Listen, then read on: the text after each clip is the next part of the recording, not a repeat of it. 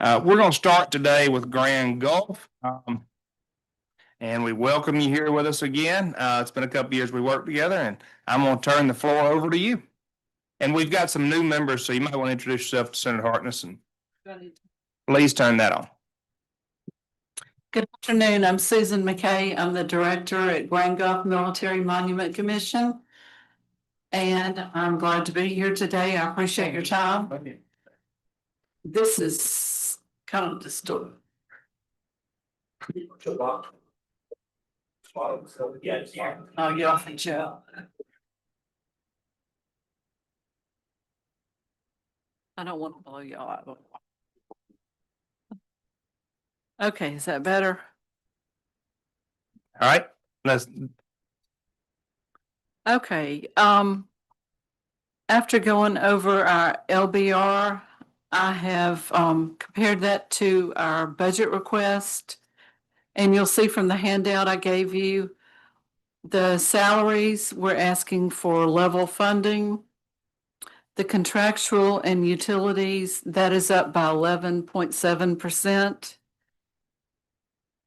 And that is due to inflation and also to renting more equipment instead of having requests to purchase the equipment.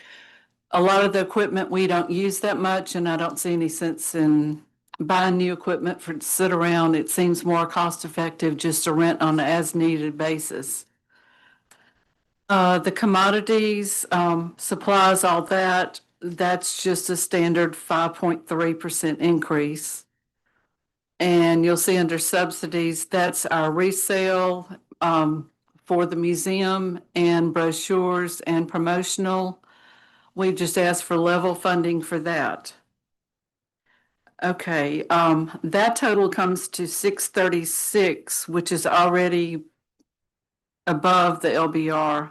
In addition to that, we have got to have the roads repaved through the park, if not the whole park, at least some areas. We've gotten to where going down hills and around curves, things like that are very, very dangerous. Not only is the paper showing, it's the original gravel. So it's pretty imperative that we get that done. If we, like I said, if we can't get the 345, we can patch, for 250. But I don't know if any of you have ever been out there, but the terrain is real hilly and we have hairpin curves and it's very dangerous. And we have creeks on either side, even though we have blocks, guardrails, things like that, it's still dangerous. And it's just a matter of time. Senator Butler. And the other major thing that we really need is the electrical and water redone in the campgrounds. Right now we're at capacity due to the power, the nuclear plant closing down. They're doing a refueling outage. We are at capacity. A couple of months ago, we had one of our stations that our hookups go out, and when trying to fix it, they found out that originally the wiring nor the water were put in conduit. They're just buried under the road, and that's an accident waiting to happen also. So it's pretty imperative that we do that. This 85,000 is for one campground only. I have it in the budget to do this year, and that is barring that the outage workers don't stay over longer than they're supposed to. And if that happens, I'm asking if we can carry those capital expense funds over into next year, so when that area is vacated, we can get the work done, because that's got to be done. It's just, electricity and water don't mix, so. But that's what we're asking for. Like I said, you've noticed we're not asking for any equipment this year. But this is what will get us to where we need to be. All right.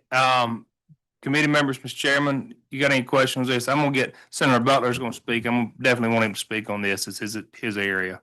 Thank you, Mr. Chairman. Susan, thank you for the presentation. I'm sorry I walked in late, but a couple of questions. One is I know we did some road repair work out there a few years ago. Right, that was. Did that cover and what's not covered? Okay, that actually covered the road outside of the park all the way to Fort Coben, which is not physically in the gates of the park, Okay, but it is parkland. all right. And then the part that you need is Is in within the park. the, Can you give us some pictures of that too? I don't know if we're gonna have time. I could probably run down there one day, but I don't know if we're all gonna have time to take a look at that before the session's out. If you could get us some photographs, give them to Cynthia Butler. Absolutely. Absolutely. Take a look at now. The other one is, what's the income from the RV park? I know you rent those spaces out to the people using those. What do we get on income for that? Each month we get $700 per Unit? site. So is that the 150,000? Is most of that the RV usage or what is that? Yes, sir, it is. Okay. Is that a reasonable fee? I mean, is it something is that the right fee or can that go up? I'm not trying to Well, gouge anybody, but. Do plan to go up this year. Okay, Yes, all sir. right. Because I know those are valuable spaces when they have the outages at Grand Gulf.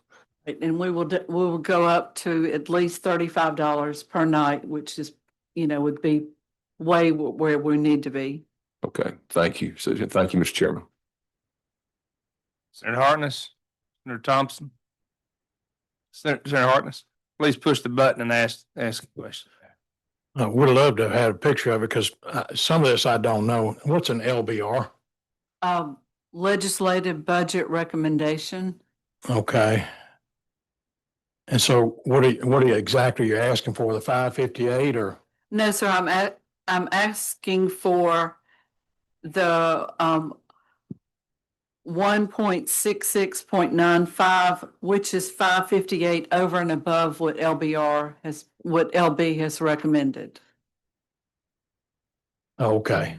Senator Hartness, I can kind of show you more about how that works. This is a good one for us to go over and kind of understand where the requests are coming from on that.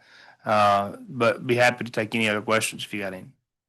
I do have brochures in my over there that show the road around the park that I'm talking about. Would that help at all? That would help me. Okay, because I've got them right there. Yeah. Okay. Senator Butler, I know you're itching to say a few words. I'm gonna let you say a few words, and I've got a few follow-up questions. Well, I would like to emphasize that we had a group to go down and visit the park. And in visiting, they could see that for several years it had been neglected. And what happened is that we were able to show them where the location of the nuclear plant and the RV park and how essential it was to keep it up, especially during the outage period. And last year, we were able to really work with the group to get these things outlined. And now what we're doing, Mr. Chairman, is trying to make sure that they're put in place so that when these outages occur, we'll be able to accommodate. And I will say, I was one of the privileged ones that got to go down there and visit this park, and I think it's a great location. It's definitely an asset for our state. I do have a couple follow-up questions that go along with this. Senator Butler's pushed in the past to make sure that you got some additional funding to help. How are we doing on those improvements? I know we were talking about the visitor center and things like that. So please tell me how we're looking on those. We are doing very well with that. This year we have in the works to have 2 generators to power the museum and keep the security system going, as well as the gate. We have to keep up the laundry facilities. We've got 2 commercial dryers on order for that. We have a truck in the budget, a 3/4 ton that will pull our tractors around where we need those to go.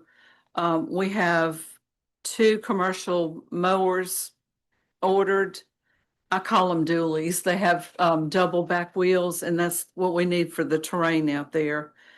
And we also are doing major overhauls on the 3 bathhouses there, which is 75,000. And then, like I said, we hope to do one of the campgrounds, the infrastructure, utilities with that. Estimated is 44,000 for the electrical, 30 for the wiring. I'm sorry, the water lines. All that said, that comes to 383. That gives us about 47,000 left for this year in capital expense funds in case we have overages, which I do expect once they start digging down Right. with the wiring and things like that. Well, it sounds like you've been very frugal with the state funds and the special funds you've been giving out there. So, you know, we absolutely will continue to work with Senator Butler and see what we can do to help this move along. There's no request for salary progressions or anything like that in here, correct? So I do have You that. do in have there. that in here. Yes, sir, but even with the salary progressions, it still would be level funding because we didn't meet that last year. Okay. I've got 2 people that I believe are going to join our team in the near future, in the next month. Well, that's very good. Yes. Any other follow-up questions? Analyst? All right. Well, we appreciate you coming in and we look forward to getting those photos to try to work we can. Can I add one more thing? Sure. We did have 16,480 visitors last year. Wow. Campers and visitors. Very good. Senator Thompson? Curious. You're looking at FY 26 estimate on the special funds at 145,000. How are you trending on that? I'm sorry. How are you trending on that? Are you going to make that number? I hope we should go above that Okay, as far as our income this year. okay. Because we have had pre-outage workers in since August. That's why I haven't been able to get the campgrounds done. Got The it. one that I had budgeted for this year. Okay, good deal. Appreciate it. Thank you. Yes, sir. Thank you so much. We appreciate you coming in. It's always a pleasure. Thank you. I Thank you. appreciate all of your time and support. All right, we're going to take just a few minute break and then we'll bring in our next Archives and History.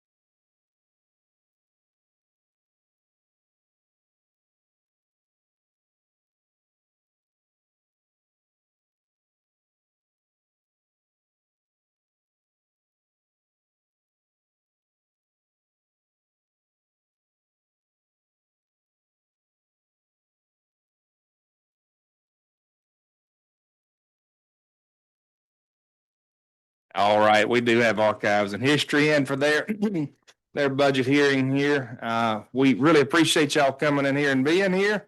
As we've asked, and just please introduce everybody so Senator Hartness kind of knows who all we've got here. But we appreciate having y'all there, and your floor is yours. Absolutely. I'm Katie Blunt. I am Department Director, and I am retiring in June, which brings up. Hey, good afternoon. My name is Barry White. I'll be the incoming director for the Mississippi Department of Archives and History, and good to see you all today. Good afternoon. I'm Tommy Goodwin. I'm the Deputy Director of the Department of Archives and History. And I'm Shelby Tipton. I'm the Deputy Director for Administration for the Department of Archives and History. So this will be our team, this session, including me, and next session without me, but I want y'all to know them, and they will be very accessible and very helpful, and please don't hesitate to call them. You ready for me to just go ahead? You're ready to go. All right. It's my last appropriation hearing. I want to thank y'all. Y'all have been so good to us over the years, both the staff and the senators. We really appreciate you. And I'm going to start by asking Shelby to present our salary request. So you'll see our salary request is at the top of the memo in front of you, and it has two elements. The first is for implementation of our salary strategic plan. We worked hard with the State Personnel Board about 5 years ago to design a strategic plan which awards incremental increases to our staff over time. We do it as a phased approach, so our most mission critical positions receive the highest increase, and then it sort of goes down from there. This request awards increases to our highest priority positions. These are really important folks that we need to be able to retain. This strategic plan has been very successful for us. We're really pleased with it. It's helped us a lot with retention, and we work closely with the State Personnel Board to implement it every year. So we'd be grateful for the opportunity to do that again. The second part of our personnel request is for 6 new positions. In our legislative budget request, we requested 9. But we have since then reevaluated our vacancies and have been able to fill some that we didn't anticipate being able to fill. We've reorganized our request a little bit so that we can reduce it. We now are going to have all of our permanent full-time positions filled, and we're really excited about that. So these new positions are for new functions that are critical for our ongoing operation. I'd be happy to answer any questions you have about them. I'm gonna let you move all the way through your presentation. We'll come back and do the. Okay. Sounds great. Thank you. As far as projects, I want to start with the Community Heritage Preservation Grant Program. Program's been around for decades, put a lot of money into a lot of historically significant public buildings around the state. Used to be funded pretty steadily at $5 million a year, was left out 2 years ago through an oversight, and last year when we won't talk about last year. But anyway, we are requesting $10 million. We have projects sitting still around the state because they were counting on, we often do sequence grants to help projects get from start to finish. And so people are really counting on this funding. And I really ask that you consider funding the Preservation Grant Program at $10 million this year. As far as our projects, our highest priority is Grand Village of the Natchez Indians. This is a site it's a National Historic Landmark, highly significant mound site. We've had it since the 1970s and have made no capital improvements there since we built the tiny little outdated museum in the 70s. The legislature has provided $16 million for that project. Which is our ask this year. We'll complete it. Ribbon cutting done. That is our highest priority, our most important request. Well, it's tied with the CHPG program. Next, Krigler Park, across the street from the 2 Mississippi museums. We have taken that abandoned building down and are developing a public park. We came to y'all initially and said we would request $5 million and we would raise the rest, which is an additional $5 to $7 million privately. Our fundraising is going well. Y'all put in $3 million and we're requesting the final $2 million. That will not complete the project, but it will complete your portion of the project. The Vicksburg Civil War Visitors Center, This request, 46 million, there's a spreadsheet at the back of your packet. This represents the rest of the state contribution to this project. As you know, this was a project that the legislature directed us to become involved with. Put together an initial cost estimate of 120 to 125 million. And then we have worked through with Thrash Construction, what do you call it, value engineering, and we've now brought the total cost of the project down to 112. Is that right? So the state has already provided 16 million. 46 will complete the state's contribution for this project. We're raising, the Friends of the Vicksburg campaign are raising $30 million privately for it.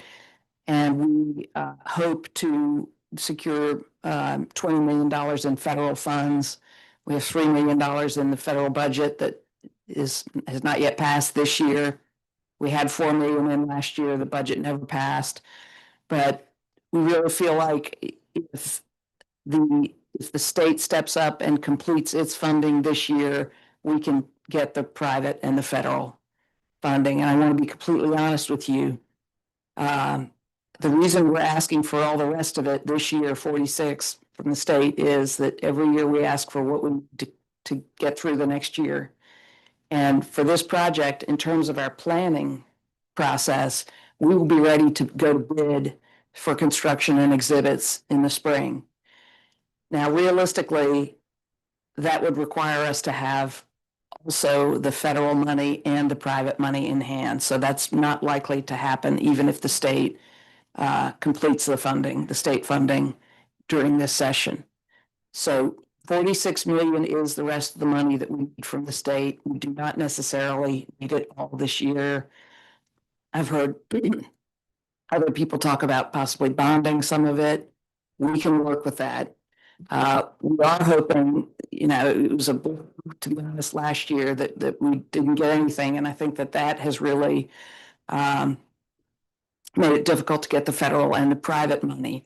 So what we are hoping is that the state will make a significant enough, Mr. Chairman, guess what I'm talking about, Vicksburg, that the state will provide enough funding this year that we can have a groundbreaking.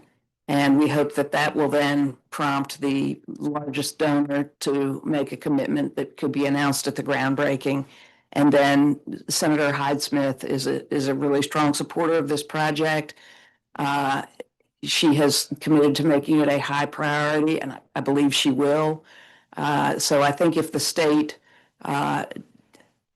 takes either a combination of cash and bonds, or however the state makes its commitment this year, I think that will really get us moving in a way that we haven't been over the last year. Finally, this smaller request for Jefferson College is to allow us to draw down a federal grant. That project is going well. I'll ask Barry to just briefly talk about what's going on at Jefferson College. Sure. At Jefferson College, we've just recently. Please use your mic. Thank you. At Jefferson College down in Washington, Mississippi, we've just recently completed a building stabilization project. So all of the 8 buildings have secure roofs and building envelopes. We've also implemented programming that's for historic preservation trades training, working with partners like Mississippi State and Tulane universities, bringing students to the campus. So eventually we will have a Center for Preservation training on campus. So that match would be for 1.5 million. We've gotten through Save America's Treasures, through the federal government. And we've also got some appropriated money through the federal government as well. So we're well on our way with programming for the buildings and the programming. So we'd appreciate that support as well. Finally, I always like to brag at the end about how much non-state money we've brought in. We're hard at that. We're really committed to it. And this year we brought in $1.3 million in non-state funds. That includes federal funds for Vicksburg and private funds for Vicksburg, as well as funds that we've raised privately. I'll stop and glad to take any questions you all have. All right, I'm sure we're gonna have questions. So, committee, senators, any questions over there? Chairman, any questions? So I got a couple questions for you. I know that we had a rough year on projects last year. And I know that's always detrimental to the eventual outcome of archives and history. So we want to do what we can to be sure that we get the funding out there to save our treasures. With the progression and the change, one thing that I will always be cognizant of is how do we balance the two? How do we balance our saving our assets and allowing for development to occur? Because I have, and I don't think I've had to call you in a long time, but you know, a lot of the poultry farms, if there's a potential for an asset to be there, it can slow down a lot, and in the changing markets. So my request is, and you won't be coming before us yet, but to be sure, and you've always done a good job on your work there, but to be sure that we're able to continue with that balance as we move forward. Because if we're not, then I have to be ugly, and I don't like doing that. I mean, because then I have to call people and we have to have these conversations, and I don't like that. Well, you say that I've always done a good job and I appreciate that, but what that means is you call me and I call Barry and he works it out. So I'm gonna let Barry handle this question. Sure. No, absolutely. We always recommend that somebody reaches out to us in the early planning stages, and we can guarantee that we can navigate it. Again, I always say it's not our job to say no, that a project can't move forward, but how do we navigate that appropriately to try to preserve the historic resources we can and ultimately get a project moving in a timely fashion? And I believe that as we've gone through our park system and our renovations there, we had a little snag there in a little bit to start with. I think we've pretty much worked through all of those. Is that right, in our renovations? Yeah, absolutely. And I commend the Department of Wildlife, Fisheries and Parks. I had a conversation with Brian Ferguson today, doing some planning on the last, I guess, phase of that at JP Coleman. So, in all of our meetings, I've congratulated them on a job so well done. So they've gotten great press. And I think it was just establishing that relationship early on as they started this project. And I think it's really paid off. Now, as we go back into the numbers, let's look at, you've asked for your salary progressions in here, and that's 484,000. Was that what that would have cost? So these new positions, what new positions are we asking for? You just say 6 new ones, so you know I'm gonna ask you what they are. Okay, so we are asking for 4 positions to be facilities maintenance staff members at the 2 Mississippi museums. Right now, our cleaning is managed at the museums on contract. That contract, they do a great job with office buildings, but the level of traffic we're dealing with in the museums is significantly greater than that. And the level of cleaning required is also greater. So we would love to be able to bring that function in-house. We have an amazing facilities maintenance team already who I know can hold that standard really high. So 4 of those positions are to do that. So if we did that, you're talking about getting rid of the contract as a whole for your cleaning. Yes, sir. So what would that be saving? That's a good question. Paid through DFA, Yes, all sir. right. So we definitely want to see, it wouldn't save you as much, but as long as it's gonna save the state something, Sure. that's our question there. And then the other 2? Yes, the other 2. Yes, sir. So those are for client support technicians to serve also at the 2 Mississippi museums. One of our biggest revenue drivers at the museums is facility rentals, believe it or not. And so all of those events have to have technology support at them. And right now we only have 2 full-time staff members who do that. They are pulled very, very thin. Last year we had over 100 events that required support. So this adds 2 individuals to that team to ensure that we can appropriately staff those events and continue to bring in that revenue at the site. And based on what you're talking about there, are we continuing to see a pretty level or increase in the amount of rentals that we're looking at there? Certainly an increase. They are Increase. steady on the rise. Yes, sir. Okay. All right. Senators, break anything up? Shake anything loose in there for any questions? Chairman. Thank you, Mr. Chairman. First of all, Katie, thank you for your years of, I was sitting here thinking if I would have another opportunity to say publicly, thanks for your good work, as you may have announced this on your way in, that this will be your last go around. And for my senators that don't know, that she'll be retiring after many, many years at the Department of Archives and History and doing a fabulous job along with your team here. I really don't have I wanted to comment, first of all, Matt, thanks for your great work. In spite of your husband, you do a hell of a job. Thank you. Y'all have been so supportive of us. No,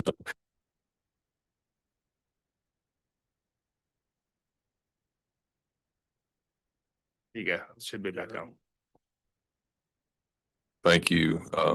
We have this problem frequently in here, don't we? The mic's going out, but look, I know there's a lot on the plate here. I can look at this and see, obviously Vicksburg's a big part of it, but to finish out Natchez and the other programs that you've got, the Community Heritage Grant Program, that has been successful, I think, over the Extremely years. successful Did you talk about that? Did. Okay, I'm sorry. That's, I missed your presentation, but it's been 2 years off of funding for that, so there are a lot of projects waiting for it. time to get back on that.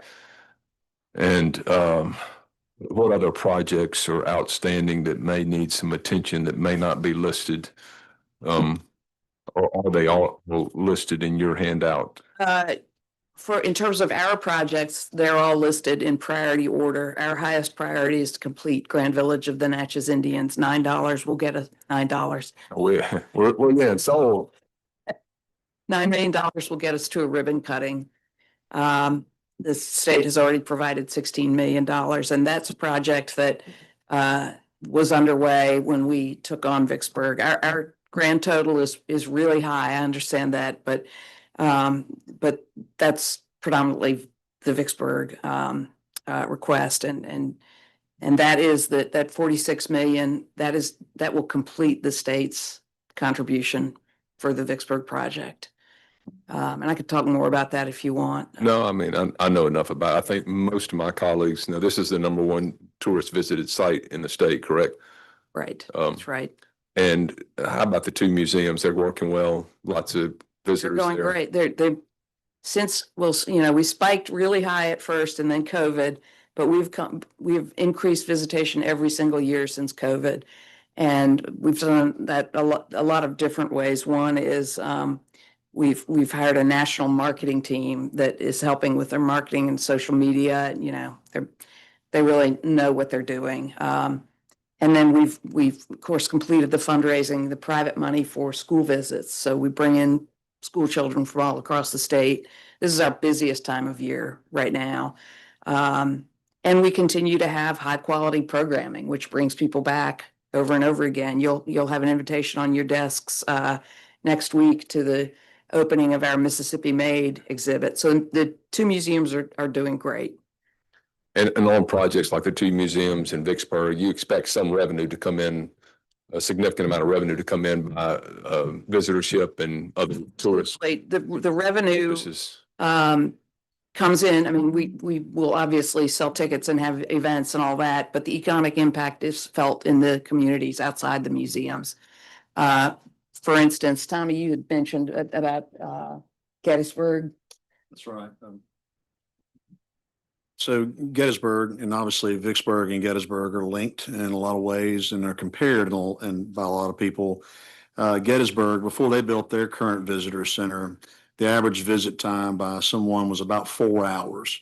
They would drive in, see the battlefield, drive through it, and then hit the road back on the interstate, which is kind of what happens, I think, in Vicksburg with a lot of folks. They drive through and then they exit and they're gone on to Louisiana or wherever.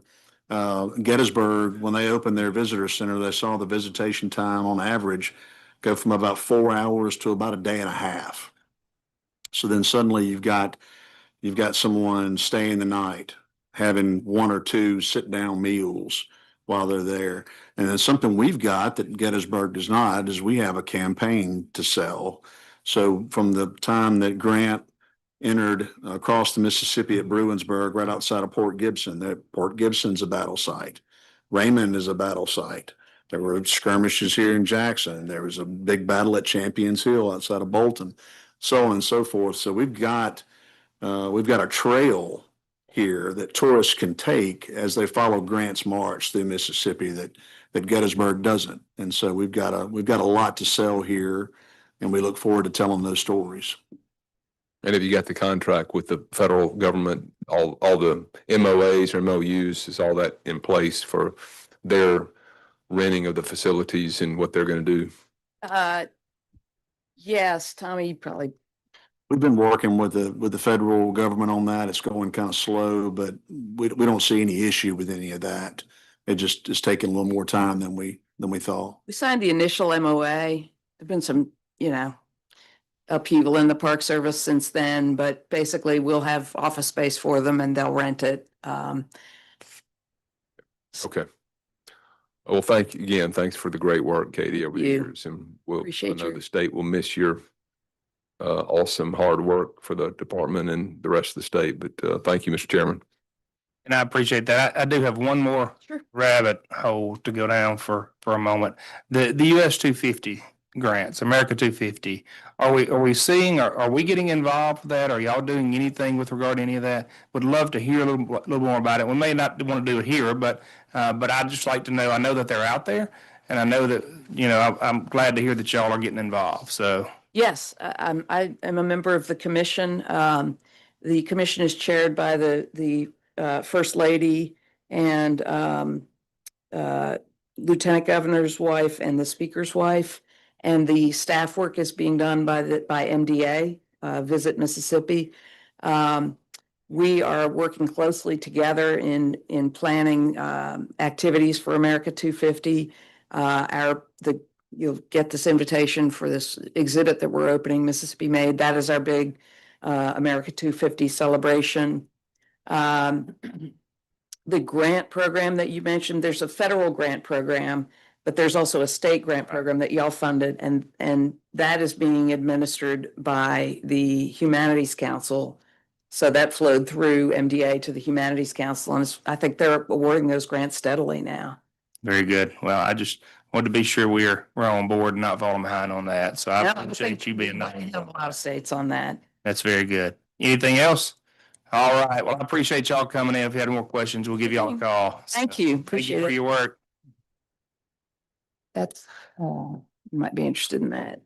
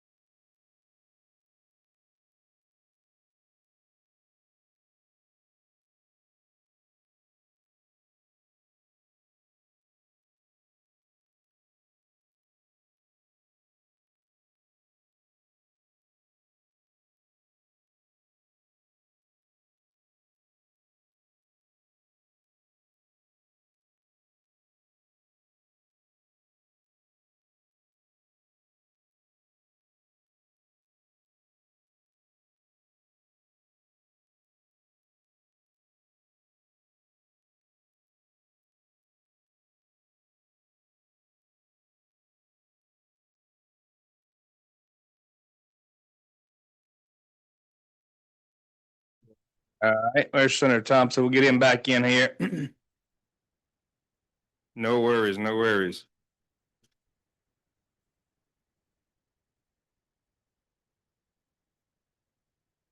All right, we're gonna go to our commissioner here, Department of Agriculture Commerce.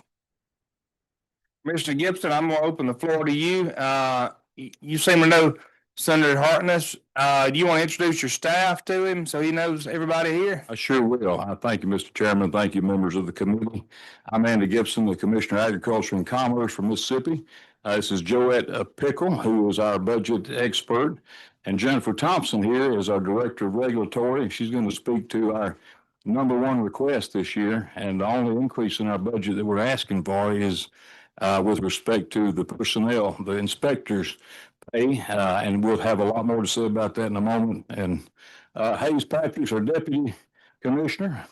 He is not running for Agriculture Commissioner. I want to go ahead and get that out of the way. There was a misprint. Somebody wrote in the newspaper. It might be some fake news. And then, let's see, Paige Manning's the Director of Marketing and Government Affairs, and as well as Michael Lassiter is here, our deputy right over there. And Melissa is our, Jackson is our numbers, one of our numbers experts as well, budget wise. So we appreciate the opportunity to be here, Mr. Chairman. And I think our presentation will be pretty direct and to the point and address a lot of the questions that you've had in the past. And hopefully that we can gain your support to address this year. You ready? I'm ready. Okay, thank you, Mr. Chairman. I want to go ahead and begin by saying that our number one goal with our budget request this year is to get our inspectors, the Department of Agriculture inspectors, to a level of pay that will bring their pay up, not to market, but to something above where they are now, to bring it in line with the average of the pay of folks around the region. And I want to thank the State Personnel Board, Director Kelly Hardwick and Ryan Beard. Both of them are here. Where are they at? They have worked with us over the past year to develop these recommendations, and they're extremely helpful folks. I really appreciate them helping us to get these recommendations and for being here today to answer any questions that you may have. But if you look on the first page of your presentation there, you see the 38 different programs that the state legislature has mandated that our agency carry out, and we're proud to do it, in addition to the other boards that we serve on. But there's 38 different programs. These are things that touch the lives of every single resident citizen of the state of Mississippi, whether it's animal and poultry or seed, eggs, catfish, soil and plant amendment, fertilizer, meat inspections, moisture measuring devices. I'm not going to go through all these, but you get that. Aquaculture, commercial feed, grain, weights and measures, fruits and vegetables, and now we have a federal produce safety program that we have been working since about 2018 to get that implemented, and it is implemented. Fertilizer, agriculture theft, all these things. This is the economy. Everybody knows that agriculture.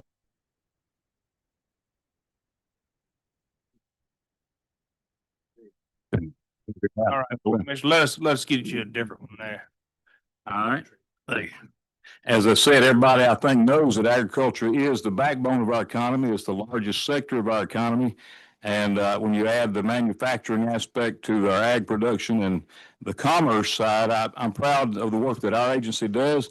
This will be the very last request that I'll make as far as Commissioner of Agriculture to a full fiscal year funding. So this will be my final. I will be running for this office in 2027. But when I come to you today and say that our number one priority is our people, I mean it. It's our number one priority. You know that our folks are out there on the ground. We have about 100 of them, and the starting pay for these very important positions that I have mentioned is as low as $30,568. And by the time you do the withholdings and all that, these folks are making a whole lot less. And that's why we see a high level of turnover in these positions. These are folks who are working in the meat plants, poultry plants now, and doing seafood inspections. We're proud to do that, and we want to continue doing that. working with DMR to make sure that we have good Gulf of America seafood, Mr. Chairman. And what we are proposing in this request is an increase in our budget to take, just for example, should be here, we're on a pay plan. Let's just take a 30,560. And the proposed salary that we developed with SPB's input for that particular position would be $39,210. So $8,642 salary difference to the positive that will bring them in line with some average of regional counterparts. And I'll be glad to give you this list of positions and pay at the end of this presentation. If you look at, we have a nice summary in the Ag and Commerce bullet points of what we do at a very high level. But if you look at our request, I do want to say this first. The numbers that were submitted in August were not correct. They were put in as a placeholder because we did not have our SPB recommendations completed at that time. And so what I'm bringing you today is the official SPB amounts under a special compensation plan. We're asking for an increase in our salaries of $1,397,678. Now, these are the folks that are boots on the ground, front line, out there doing the inspections. That does not include any executive officers, and neither does our additional request for the salary progression for our other employees, another $549,483. That excludes executives, and the grand total of that is $7,274. But I want to be clear, the $1,776,678, that is the portion that is the State Personnel Board supported compensation plan to get our inspectors in line. This is not about me. It's not about any particular group of employees or any future commissioner, but it is about the future of this agency. And I want to sit here today and say that we're concerned about the work that we do as a state. We're proud of the work that we do as a State Department of Agriculture. But when we look to the future, I think our biggest challenge, Mr. Chairman, is recruiting and retaining these inspector level positions. And that is our request for the increase. I would love to give you at an appropriate time an update on the projects that you've graciously funded and that we have implemented on the state fairgrounds. I can do that now. I can do that later, but I'll go ahead and mention we talked about the peanut inspections last year. We did a special job fair for peanut inspectors on contracts. These are not employees. They are contractors for the specified period of time that they do the peanut harvest. And we had 25 contracts at the Prairie Buying Point there in North Mississippi, and another 30 contracts down south. And by all testimonies, there were no issues, and we really had good results with that. I talked to the folks at both plants, and everybody was very happy about that. So that's a high level, Mr. Chairman. One other thing that I should mention, this request is $2,087,000, the grand total. It's all personnel. It's the special compensation plan, the salary progressions that we would like to execute under SEC 2 for other employees except for executives, and additional headcount 3. We're asking for this $140,112 additional headcount for an additional inspectors, 2 for seafood and 1 for an additional meat plant that will be coming on board. We did not get any seafood inspectors designated last time. I'm not here to complain about it, but we made do with the inspectors that we have. We do feel that this is an important and growing field that we want to, we're working with DMR. They're doing the inspections on the coast, and we're handling everything else inland. And we've been able to work with our existing meat inspectors that are on this list of compensation plan to get the job done. But we would like to have 2 designated seafood inspectors and an additional meat plant inspector. And I'll save the stuff about the fairgrounds to whenever you'd like to talk about that, Mr. Chairman. But I think that's really, we're asking for a level budget except for the boots on the ground pay increases that would help us recruit and retain the great workforce that we got to have for the future of the work of this agency. So let me get this straight then. So what you sent though, we've got a different one. So basically you're saying level funded on that, but you've got some requests in the previous one of some vehicles and things of that nature. Are we getting in any of that now on your current budget request, or are we going to talk about that on the fairgrounds? We're in good shape now on our vehicles. At the time, we don't have any new requests for vehicles because you funded the requests that we already made, and we've been able to acquire most everything, including that big truck, that big weights and measures truck that we needed to have. So we should be in good shape for the foreseeable future, and to the extent we need any vehicles, we have the ability to acquire those with the budget that you've already blessed last year. So the one that you brought me though has got 712,000, Commissioner, but your budget for 26 was 325,000 on vehicles. So do I need to amend that, or is That was baked into our prior numbers, right? That was already that's in the August request. So the thing that's really different is the salaries. We didn't know where the SPB plan would land in that submission back in August. So we put a number, I think it might have been, I don't remember what it was, but we put a placeholder. But the true number is the number at the bottom of that page right there, 1,397,000. The vehicles, yes, we do have that section in there for vehicle replacement. But I do want to say thank you, because the last 2 years, y'all have helped us to fund the acquisition of a lot of the vehicles that needed to be replaced were replaced with that budget. So we're in more of a maintenance status than trying to, gain back territory. That's what I'm trying to get cleared up. I'm not trying to be difficult at all. I just want to be sure, are we asking for 325 on vehicles being level as it was last year? Or are we asking for 712? Because that's a pretty good difference there. And my chairman's going to ask me. We're asking for 712 now. Right, so that is an increase on that. So what are we going to use them for? Would be my question. We're going to use them for our inspector vehicles that are outdated and replaced. We don't have any huge ticket items that we need to replace. Mr. Thompson, our director of regulatory, can speak to that. The purchase of the vehicles that we need to replace to buy with that funding. We have been fortunate to be able to replace many vehicles, but we still have about 20 that meet the criteria for replacement. And as you know, the cost of vehicles has drastically increased. We don't need a large vehicle or a heavy truck this year, but that may be coming in the next couple of years, because 2 of them are close to 300,000 miles. Yeah, Mr. Chairman, I'll just speak to that as well. One of the requests was for us to have a new van at the fairgrounds, because to pick up our inmates, it had 300 and something thousand miles on it. But just a couple of months ago, we were able to get one for free from East Mississippi. So we've met that need, and we were able to get it for free. Yeah, because you had 56,000 on that as a request. And then you had additional equipment vehicles of 121, and then 30,000 for 2 new vehicles. So all of those are not requests right now, but you're asking for the lump of 712 for your 20 inspector vehicles. Is that my understanding? That's correct. Yeah. Okay. All right. I definitely want to see a little bit more on I want to get that clear between the two, because I know Corbin's going to have questions and the chairman's going to have questions. So we want to get that clear as mud before we get to him with that. Committee, I brought up some questions. Do we have any questions from the committee?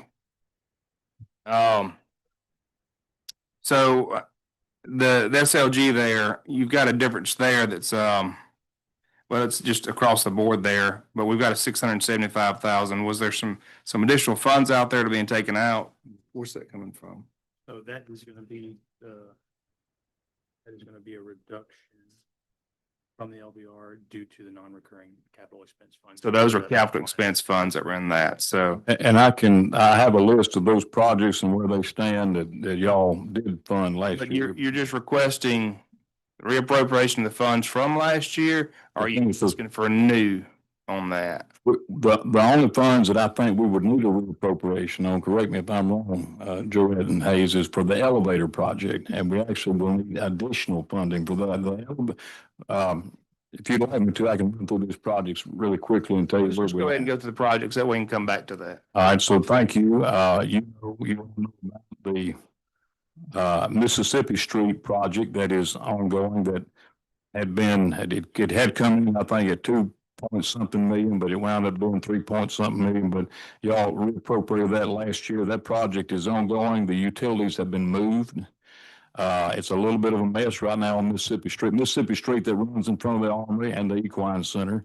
It will be totally redone, new drainage put in, utilities moved, and it'll be a very nice thoroughfare there right through the heart of that fairgrounds. That project is ongoing. It will be put on hold during the Dixie National Rodeo. But it'll pick right back, and they tell us that project should be complete. Help me out here, Hayes. July. All right. DFA is great to work with. I want to commend. They've worked hard on that. It's taking a little longer than any of us would like, but that's getting it done right will be a blessing in the long haul. You funded through that SLG CapEx money, equine seating. We installed those seats. We got that done before the end of December so they could be used for a couple of big horse shows and for the Dixie National. And actually, our employees ripped out the old seats and saved $40,000 off of that project. That also included the elevator project, which is going to cost more than anybody anticipated. It's I think another 175,000. What's the final number on that? 275. We'll get to that in just a minute, but that project's 375. You got the funding for us to replace the Barn 14 roof. That project's done and complete. And then, of course, the Graymont hotels on Graymont Street. The old godforsaken, ugly pink hotel is gone. It is torn down and demolished, and we have a pile of rubble where it was, and we've already used that for parking. In fact, we rented that space. Who we rent that space to already? For A&R for medical response emergency situations.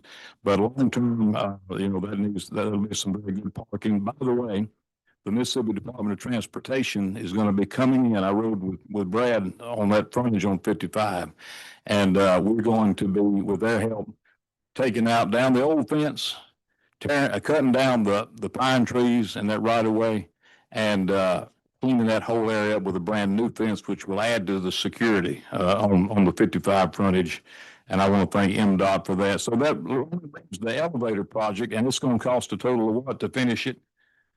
$375. Another 375,000. That elevator is used a lot. It's used a lot during the different events, and it gets hot and it stops working. And we've had people who, it's 30 years old. People have gotten stuck in it. It needs to get fixed. And so that's the one we're asking to roll that money over to the next year. And if we could come up with that extra funding to finish that one project, that's a summary of what we've gotten done this year, Mr. Chairman. All right, committee? Questions? I want to go through some of this a little bit finer with you, and I may get with y'all, Hayes, or whoever. I'll let you know, Chairman. I know you're busy on the road some, and we can get some more detail on some of that. But I appreciate you bringing everybody in on that. Kelly, do y'all have anything you want to say on this from SPB? Other than it's been a pleasure working with Ag. They have been attentive to what we had talked about and getting our comparison with the surrounding states. And we stand ready if the legislature funds this request. Our board will implement the request and be able to get the folks paid as the legislature approves. And I appreciate you being here on that. Like I said, most agencies have to understand that you're there to help them and not hurt them. So I appreciate you being here on that. Mm-hmm. Commissioner, I know you got a couple of other to run through. I'm going to let you run through those, and then we'll come back and any follow-up, any final questions there. All right. Thank you, Mr. Chairman. We will pick up where we left off here. Just a few things here. As I mentioned, number one priority, the budget for the pay of our inspectors. I want to bring you up to date, if I could, on the status of the federal situation. Last year, I think I told you, wondering how the federal funding was going to flow. It did come through. It was a little delayed, but at the end of the day, we did get our contracts approved for. Jennifer could talk about the different federal programs we do, whether it's BPI, whether it's environmental, whether it is our meat inspection that federal we inspect a lot of federal plants or TA plants. So that funding is pretty much where we need to be, although it was reduced, and we wouldn't live with that, and we're not going to complain. We will live with that and make it work. Produce safety was a big one. We have areas that are funded in full by the federal produce safety program. That was totally eliminated. However, give us a report, Jennifer. Is it coming back now, that funding for produce safety? Yes, sir. They're gonna fully fund what we had year before last, is what we're hearing. We have a meeting with them tomorrow. So it's a significant amount of funding that we do because we do a lot of work on behalf of and with the federal agencies. And it's about a quarter of our special funds authority. If not, it has been as high as a third in the past. So I just want you to know we've tightened our belts. We have not gone out there hiring a bunch of people. We've assigned new responsibilities to folks to try to make this work. And I feel like we're in a good position on that for the long run. A number of the fees that we collect, in fact, most of the fees that we collect, the way the statutes are written, I told the House this to make them aware of this issue. But since the 1970s or 80s, the fees, for example, that we collect for many of these programs go directly to the general fund. The feed and grain fees, the livestock stockyard license fees, the meat license fees, the petroleum fees. Those go directly to the state general fund and not to our agency to fund. And I want to make you aware of that. We've got a list of these fees: seedsmen, soil and plant amendments, waymasters. All those were set up in statute to go to the general fund, and frankly, they hadn't been increased since 2000 at the latest. So these are fees that are coming in to help compensate for the work that our folks do, but they do go to the general fund. The cattle brand fees go to the general fund. Very few of them come to the special funds. However, I want you to be aware of that as you think about the long term, and that's something that depending on how the federal cuts fell, we were concerned that we might have to come back to you and get those fees adjusted for inflation, but we've not had to do that. But I do want you to be aware of that. Okay. And that's all I really have. Anything else that I hadn't covered, y'all? I just want to say, and those fees total about $1.5 million, from a report that Joe has produced. And as it pertains to the compensation plan that the commissioner is speaking of, there's 96 inspectors and 13 investigators. So this is for our ag theft investigators and our inspectors. So it's over almost half of our employment is, and Jennifer and Kelly had spoken to what it looks like regionally. For an example, Arkansas starts their inspectors at 42. And up until this past year, we started ours at 29,000. This past year, we gave all of our inspectors a 7% raise because that's what we're allowed to do through SEC squared. The legislature did not give us money to give raises, but we played a chess game we had some pins that aren't filled, and we did it to where we could at least give them that. So there's that we did that this year. And so what we're requesting in that compensation plan really affects half of our employment. And I brought a detailed list of all 96 of the employees without their names, just by their position, that shows what they make today and under the SBB plan, what they would make if y'all are gracious enough to approve it. And I'm going to leave that with you, Mr. Chairman. Love to review that. As far as your head count, you've requested 238, and of course LBR dropped you to 228. The difference from last year, those 3 additional pins that you're asking restored, what are those? 2 seafood inspectors. So that's restoration is going to be the 2 seafood and the meat inspector, right? That's right. 2 seafood and meat inspector, and that is our request for the additional head count. Let me just go ahead and run through these others. Your beaver control program, LBR's keeping it 1.1. You're good with that? We're good at that. We don't have enough counties participating in it. They need to, I wish we had more, but we need to encourage them to participate on that. Livestock shows, county livestock shows. Unfortunately, that comes into y'all's here today, so we're going to run through those as well. Senator Barry may have something to add to that from the cattleman side. But we're looking at an estimate and a request of 266,540. LBR is dropping it out there. Level funding on that one. This other livestock show, what's the same one? It was just doubled up. Dixie National. Yeah, the Dixie National is our last one, 1.2. Any changes on that, Commissioner? We're good with that, Mr. Chairman. The counties have always been, since I've been commissioner and before, the county livestock shows could really use some support out there. That money goes to support the livestock shows in the counties. And we've always consistently asked for increases, but anything y'all can do would be appreciated on that front. Yeah. I know Senator Berry's been out there focused on that for sure. I will say this, from the time I've taken over your budget until now, we've talked the whole time about inspections and regulatory. People forget that the regulatory side of the agency is one of the largest parts you've got and one of the most important to our state.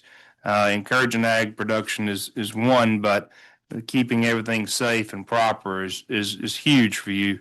And your staff's done a great job with that. So that's something we've got to work on because we want to be sure that those weights and measures, the seafood safety, the meat inspectors, all of that stays upright. Yeah. Committee, any questions? Senator Berry. First, just encouraged to hear about the plan for the increase in inspectors' pay. We've talked about that, I think individually with most every one of y'all for the last year or two. Just two minor points. The elevator, is that Coliseum or is that equine? Equines, we're just talking about the equine center elevator. And I may be overlapping my meetings here, but somewhere along the way, we've talked about some income generation for the Coliseum with the billboard.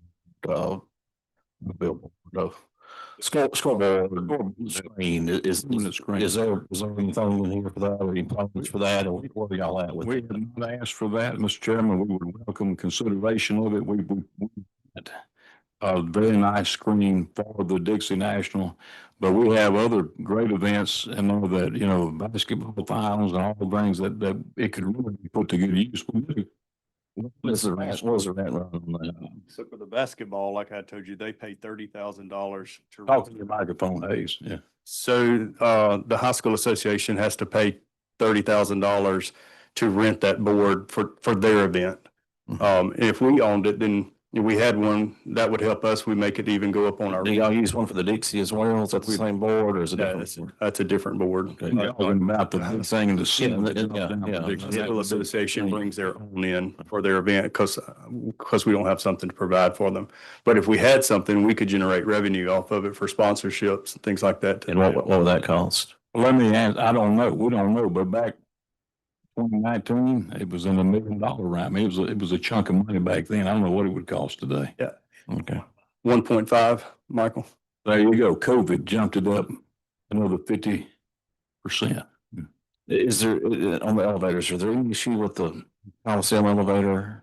Is it working okay? Is everything, is enough capacity for that? We had, long. if you saw a fire truck there yesterday, it's because we had two trapped in the elevator, but it's hit or miss.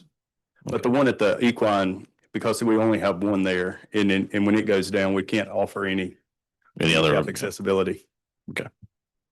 And like he had mentioned, my staff tore down, we saved $40,000 by doing it ourselves because we thought there would be enough money to go. We were wanting to make sure there was enough to go towards the elevator project, but it didn't happen. The new quote is $516,000 to replace the elevator. Because right now our elevator is grandfathered in, we don't have fire suppression or any of that kind of stuff in it. But to go to a new one, now we have to go to what the new code recommends. And Michael has worked with the Bureau of Buildings and to provide this, and this is what it would cost. And so, like the commissioner was saying, we would request what was left over from the other to move forward, and then the additional 375 to make the project happen. Yep.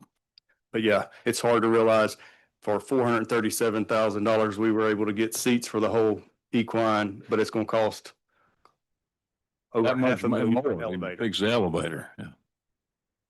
Nothing's getting cheaper. Nothing's getting cheaper. So, Chairman just came in. Chairman, do you have anything for ag? All right. So I do want to ask this. we talked in a lot of circles and went a lot of different ways in our discussion today. Would you mind putting down your new final request for me and get it to us so we can actually get that in there? We certainly will. I appreciate that. I appreciate all of you coming in, y'all. Would you do me one favor? What's that? Because this lady's gonna retire. In fact, all staff In that. staff is the only reason there is I begged them not to retire yet. Jennifer, tell them why it's important for the future of the regulatory. Be short about it, 30, 45 seconds a minute. In 2025, I replaced 15 employees because of turnover. In the past 5 years, we have had a 61% turnover rate. 7 of those were in our meat inspection. And if you know anything about our meat inspection program, they have to go through a rigorous training. And it takes months and months to get them trained to provide the safety that we need on our food. It's just very difficult to hire and retain employees.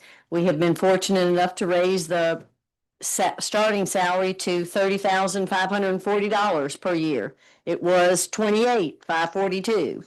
So when we did the increase in November for our existing staff, we went ahead and raised the starting salary for anyone coming in new. But it's very difficult to compete with McDonald's when they make more an hour than our inspectors do. And the job that they do is very important to every consumer. All of the ag industry, we protect as well. You know, we're at the livestock scales, we're at the poultry processing facility scales, we're in all the meat slaughter and processing. We check every gas pump, we sample product, we make sure that the food that you're buying weighs out properly and that consumers get what they pay for. So not only are we protecting your health and welfare, but you know, we're protecting our agriculture industry as well as commerce.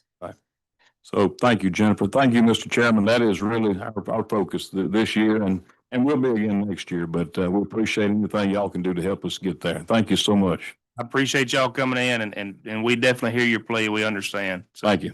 Take care. Thank See you. y'all.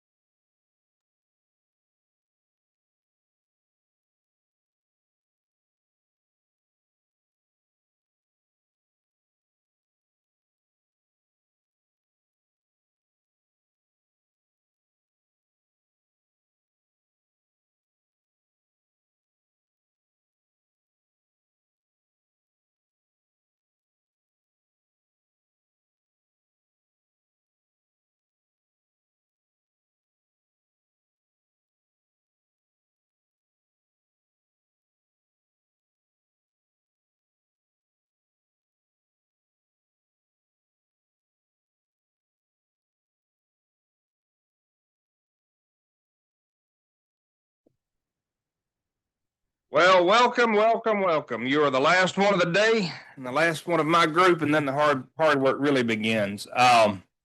So we have Arts Commission here today, and we have Senator Hartness. I don't know if you met Senator Hartness. He's new to us, and I want you to introduce everybody so he understands who all we got. Thank you so much. I will be probably most fun and easiest of the day, I hope. So, David Lewis, Executive Director of the Mississippi Arts Commission. With me, I have our two Deputy Directors, Larry Morrissey and Lauren Rhodes as well. I want to start off by thanking you all for our appropriation from FY26 and kind of talk about some of the work that we've been able to do with that appropriation. We were very thrilled to have received a new PIN, which allowed us to hire a new staff person it's focused on special initiatives, right now focused on America 250 work, but also will expand into the exploration of cultural exchanges that Senator Chasnow and I have been discussing a lot about. We also were able to launch a brand new public art program. Public Art and Community Grant is what we're calling it. And we had our first two awards, which went to Vicksburg as well as Moss Point on the coast. And this grant is really focused on bringing a lot of a variety of disciplines together, from economic development to tourism, really the way that public art can kind of bring everybody together. So we have partnerships with Visit Mississippi, with the Humanities Council, as well as with Main Street Mississippi. We also have some national and regional funders in the Maddox Foundation, as well as the Levitt Foundation. The Levitt Foundation is based in Los Angeles and is committed to bringing, to supporting this grant for the next 5 years with us, and will be equipping local communities to put on 3 years worth of concert series at the site of the public art in each community. That's going to translate to roughly between 8 to 10 communities over 5 years, and probably about $650,000, which is quite remarkable. So when we came to them, we told them we felt like they weren't granting enough in Mississippi, and they said, right on, let's do some more of it. So we were excited to be able to use this funding to leverage for that. We also wanted to focus on, and that's part of what our request will be this year, is getting our grant funding to 100%. So what I mean by that is that when we say you can apply for up to $5,000 as an individual artist, or through $30,000 as an arts organization, we want to be able to actually get to that mark. We've never been able to do that. We've had those numbers in place for several decades now, so they haven't gone up. The closest I think we got one year was about 99%, and that was way before my time. So we want to get to 100%. Now, the request that we have to get there this year was also in last year's request, and so we took this year to really evaluate internally where we could make some budget shifts, and we're able to get to 100% on two of our grants, specifically our grant program, specifically the individual artist fellowship, as well as the organizational project grant. For artist fellowships, that meant a difference of $750, which for an artist can make all the difference in the world when you're buying supplies. So we were excited to be able to do that. But in order for us to get across the finish line for that and do that for arts organizations, which is our largest pot, we're going to need some support.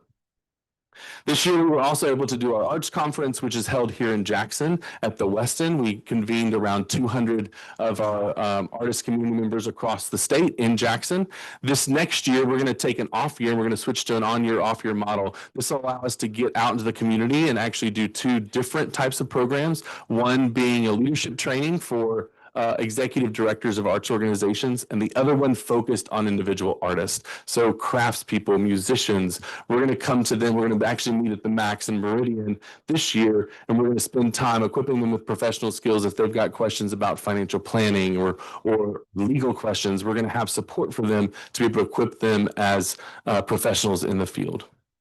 We also are very involved in America 250. I have the pleasure of serving on that commission alongside Senator Chasnow.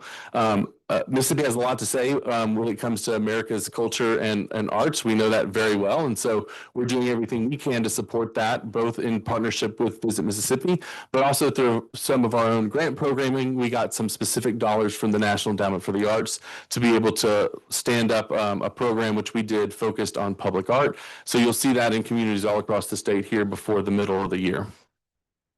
We also had another great year, of course, with Building Fund for the Arts, as well as with our Mississippi Whole Schools program. Both of those reports are in that folder on the right-hand side.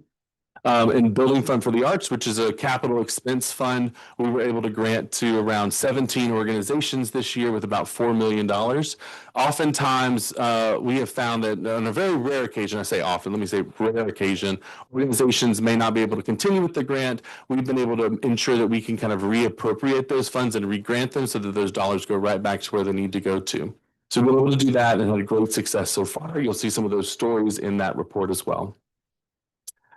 And then, so with that, what we note is that upcoming, we'll have the Governor's Arts Awards as we have annually. It'll be Thursday, February 12th. We would love for any of y'all to come be our guest for that. Sometimes I know the session runs a little late, but scoot on over to the West End afterwards and join us there. It'll be at 6 p.m. on Thursday, February 12th. We'll be honoring 5 artists this year, including the Mississippi Symphony Orchestra and chairmaker Greg Harkins, who you may be familiar with, and 3 other really remarkable artists from over the state. Actually, Dottie Armstrong from Newton is Got to say Dottie. Dottie's in the honor, and it's going to be a really exciting night. So we're excited about that. So I hope to see y'all there. As far as this year's budget request, I want to kind of focus that the sheet that you'll have on the left, which is kind of a 1-sheet summary, those figures are based off of FY26 appropriations, not off of LBR. I've been speaking with Russell, and we kind of help translate where we need to there. We developed this kind of before we had LBR. One note that I want to make in regards to LBR is that we did notice that there was a cut in the salary line, but that is based off of, from what I understand, that information is gathered at the end of August and early September. We did not fill those positions until October. When we ended the fiscal year, one of our 8-year veteran staff members got her dream job being the folklorist in Louisiana. And when that happened, of course, we were sad to see her go, but we also had an opportunity to sort of reevaluate some of our staffing positions. So we wanted to take a very efficient look at our staffing before we took on new positions and new roles. So we did that work first and got the internal workings of the staff kind of set before we hired those 2 new positions. So we would love for those cuts to be restored as part of this request. In our summary, we have 2 focuses: general funds and special state funds. In general funds, we are requesting an increase in general funds. The focus of that, more than half of that, is what I mentioned earlier about getting our grants to 100%. That's for the top performing applications, the top scoring applications. These are organizations that have done this work for decades all across the state. Your symphonies, your art museums, your local arts organizations. Oftentimes, we only have about the budget to give them about 80 to 90% of what we say we can, up to, we say up to $30,000. We give them somewhere between 24 and 26,000. We'd love to get that up higher. That's kind of the way it's sat for several decades now. So as of course inflation has gone up and expenses for organizations have gone up, we would love to find that extra support for them. Additionally, we would like to be able to support programming like our public art grant that we've been developing, as well as the work that we do to curate the folk life area of the National Folk Festival. We also have a request in here as part of that increase for general funds to be able to update our website to meet federal guidelines. That is a very approaching deadline, and we think if we get beyond this, we may not be able to make it in time. It's a hard thing for us to just kind of carve $50,000 out of our budget because a lot of our money goes straight to granting. We get as much out the door as possible. So we're asking for that additional support this year so that we can make sure that we can continue to grant at the level that we are without having to make as much shifts internally.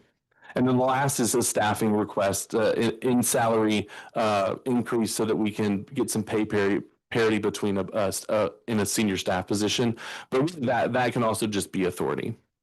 When it comes to special state funds, we're requesting an increase in the Building Fund for the Arts program. This will be our after this session, if we are able to receive those funds, it will be our 5th year to do so.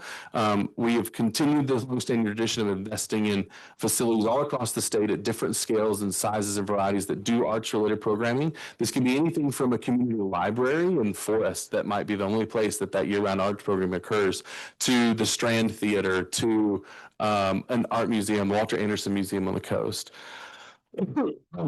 And so a request here is based off of what the amount of funding that we get in eligible request from the year before. That's the closest thing we have, of course, when we submit our request. We know that we're, negotiating from zero essentially. Anything we can do, get in that bucket is going to be really helpful to the field. There is always more need than we have enough funds to grant. And of course, if we had all the money in the world, that would be great, but we know we don't have that. But I wanted to give something, at least as a launching point, a number that was meaningful in some regard, rather than just throwing something out there. And then usually we have a reappropriation request. We'll be working with Russell to fine tune that as we get closer to time based off of what we expend. The Building Fund for the Arts program, we give them 2 years to do that, because when you're talking about construction, there's inevitably delays. There are things outside the control of the organization. The city may need to rebid something, or the city may decide to build a road in front of where you're trying to build something. We've kind of seen it all, but that usually takes more than a year. So we ask for a reappropriation of that. And with that, I'll take any questions. Senator Chazano, I know you're itching. Thank you very much for letting me come. I've known Larry Morrissey for at least 30 years. I was chairman of the Arts Commission back in the 90s under Governor Fordyce. So I've had the good fortune to know the good work that the Mississippi Arts Commission does for many, many years. I've been through many directors. I think David Lewis is one of the finest ones I've ever known. So I'm grateful that he's here. I was looking through your brochure and the folders that you brought. I'm very familiar with many of the things that are going on. I served as chairman of the Arts Commission for a while. And at one point, I made a tour of all the Hall schools down in the coastal area, because I think there were a bunch of them. Happy to see this project still going on, because there are a lot of children who are able to learn core curricula through the arts. Yeah. We had a program at one time that did that through the Communities and Schools project. So there are a lot of good things that are going on with, honestly, a little bit of money compared to what the state budget looks like. So I'm here as a cheerleader and a supporter for the Mississippi Arts Commission. I hope that you all, fellow members of the Senate, will attend the Arts Commission Awards. I intend to be there myself this year, because it's always a great time to see Mississippi celebrate the folks that keep us from having a reputation for being barefoot and ignorant. As chair of the Tourism Committee and the Tourism Committee in the Senate, I can assure you that we work closely with the Mississippi Arts Commission, because many of the things that they support bring people with money to Mississippi to have a good time and spend it here. So that's all I have to say. Thank you, Senator. Thank you, Chairwoman Chazano. I appreciate you on that. Committee, any other questions from y'all?